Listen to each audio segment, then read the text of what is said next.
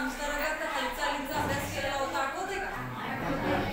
अंतर्गत हालचालीपैकी शीघ्र हालचाली, भूकंप आणि ज्वालामुखीचा अभ्यास. त्यापैकी भूकंप आणि भूकंप मापनासाठी जे यंत्र लागतं त्या यंत्राची माहिती सुद्धा घेतली, आठवते ना?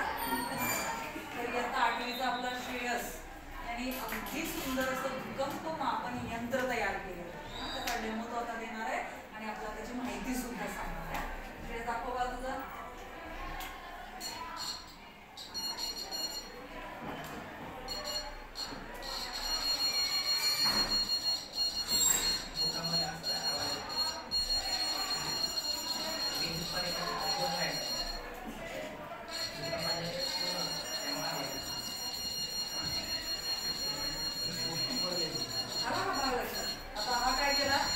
हादरा दिला, आपण वयांचा प्रयोग केलेला आठवतोय का? जेव्हा आपण असा त्या वही अशी काढली की असा हादरा दिला होता, हादरा जेवढा तीव्र तेवढा आवाज केवढा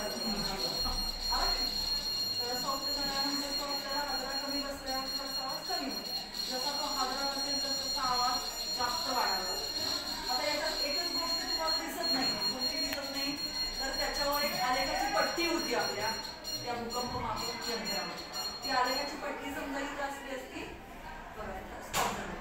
आलेखाची पट्टी जर इथं असली असती तर इथं जो काय लावलेला आहे, स्क्रू लावलेला आहे.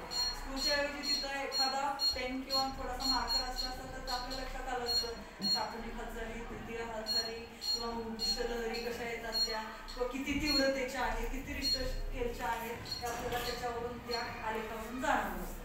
पण एवढं तरी आपल्याला लक्षात आलं की जसजसा हादरा बसायला लागतो तसं काय झालेलं आहे, या भूकंप मापन यंत्राने आपलं कार्य करायला सुरुवात केली आहे. म्हणजे असे जे प्रयोग असतात ते प्रयोग किंवा उपकरणं आपल्याला किती महत्त्वाची असतात, जेणेकरून अशा भूकंप प्रवण क्षेत्रामध्ये कितीतरी मानवी किंवा वित्त हानी जे होणार आहे त्याच्यापासून आपला बचाव होऊ शकतो.